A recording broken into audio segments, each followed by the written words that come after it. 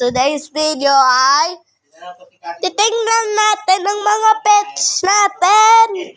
Dito, kita ko yun ang previous video na may pet kaming manok pala. Kumain o mabuhin? Ay, si tatay lang yun.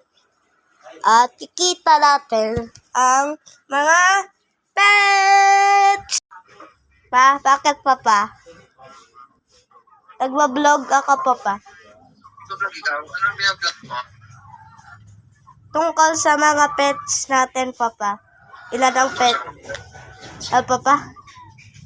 Tungkol sa mga pets? Sino mga pets mo? Ipapakita ko pa sa'yo mamaya pagka-uwi mo, Papa.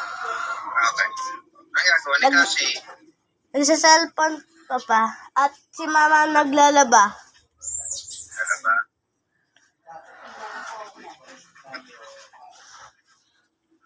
Bye! Sige. Bye-bye. Okay guys, tinawag lang ako ni Papa. Okay, let's go kay Pantum.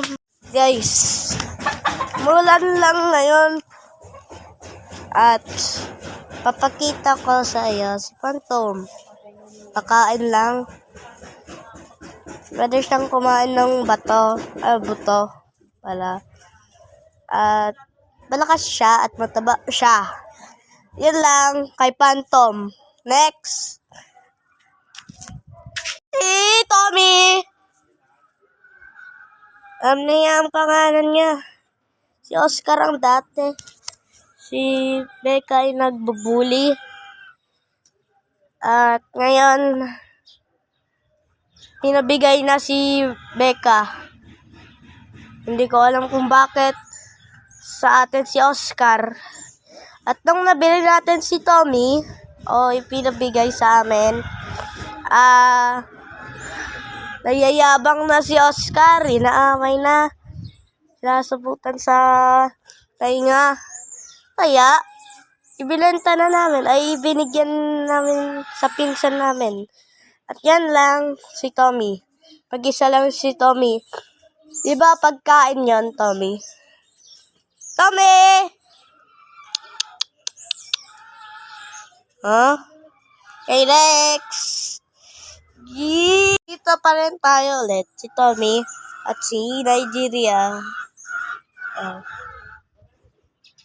Si Nigeria Kalapati. Nigeria the Kalapati. Dito siya natira ngayon. Pero, doon siya natira. Dito siya dating natira. Ngayon, idilipat na doon. Sabi ni Tommy. At yan ang kaibigang manok. Ay, hindi pa natin yan nakita. Okay? At meron pang isa dito.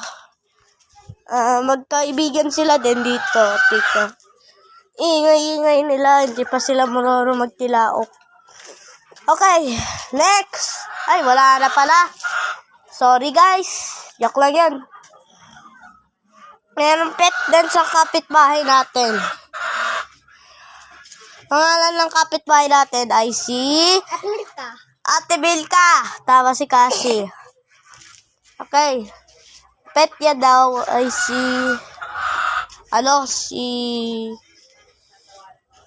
Elzo. At si Kobe. Hindi niya pa guys nakita pag lumabas na si Elzo at si Kobe. Kita niya na. So, record ka yan mamaya. Okay, guys. Yan lang ang pet natin. At yung kaibigan ng kapitbahay ko ay kalaro ko. Pangalan ni si JD. At si Princess, Janela, Joshua, 4 sila. Yung pinakamatanda ay si Allen.